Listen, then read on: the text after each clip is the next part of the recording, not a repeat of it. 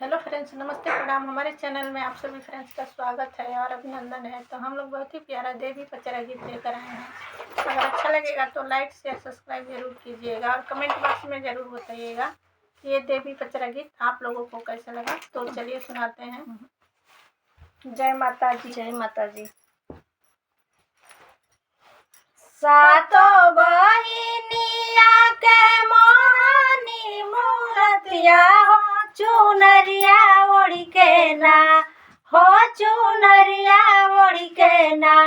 मैया मोरी बैठे बीच मंदिलवा हो चुनरिया ओढ़ी के ना। मैया मोरे बैठे बीच मंदिलवा हो चुनरिया ओढ़ी के ना। सातो बहिनिया के मोहनी मूरतिया हो चुनरिया ओढ़ी के ना, हो चुनरिया ओढ़ी के ना।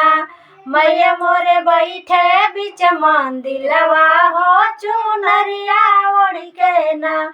मैया मोरे बैठे बीच मंदिलवा हो चुनरिया ओढ़ी के ना।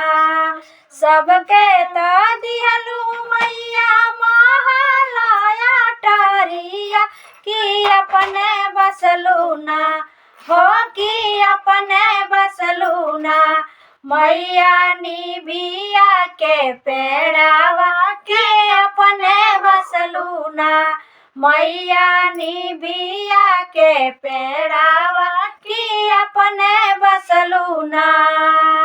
सबका के दिहलू मैया महलाया टरिया कि अपने बसलू ना, हो कि अपने बसलू ना। मैया निबिया के पेड़ावा की अपने बसलू ना। मैया निबिया के पेड़ावा की अपने बसलू ना।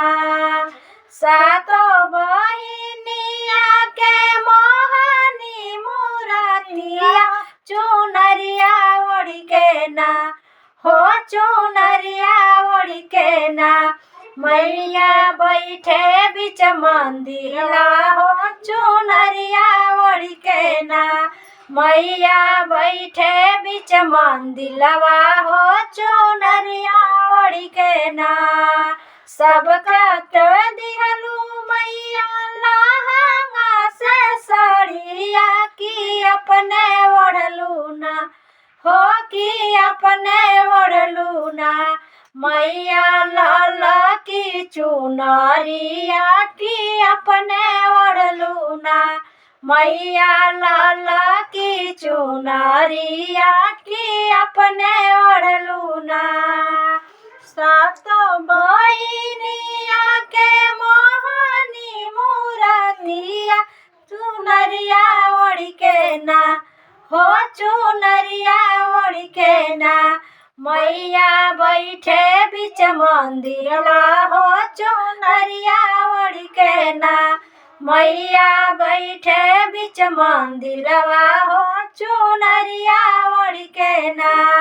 सबके तो दिहलू मैया हाथिया से घोड़वा कि अपने कैलू ना, हो कि अपने कैलू ना।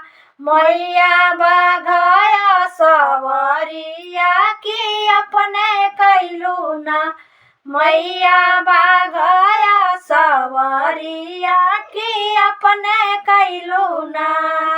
सातो बहिनिया के मोहनी मूरतिया चुनरिया ओढ़ी के ना, हो चुनरिया ओढ़ी के ना। मैया बैठे बीच मंदिलवा चुनरिया ओढ़ी के ना। मैया बैठे बीच मंदिलवा चुनरिया ओढ़ी के ना। जय माता जी।